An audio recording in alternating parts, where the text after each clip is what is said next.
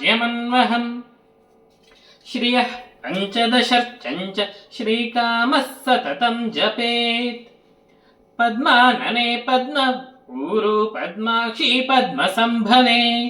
त्वं मां भजस्व पद्माक्षि येन सौख्यं लभाम्यहम् अश्वदायी च गोदायी धनदायी महाधने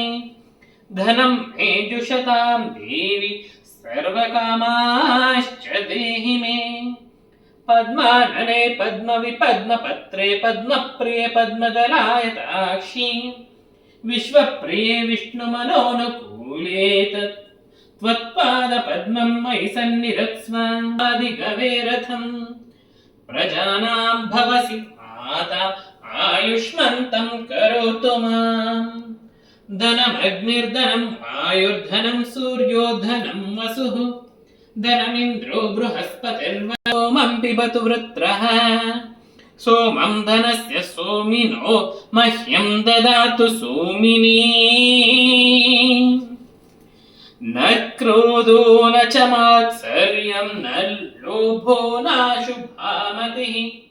भवन्ति कृतपुण्यानां भक्तानां श्रीसूक्तं जपेत् सदा वर्षन्तु ते विभावरिदिवो अभ्रस्य विद्युतः रोहन्तु सर्वबीजान्यव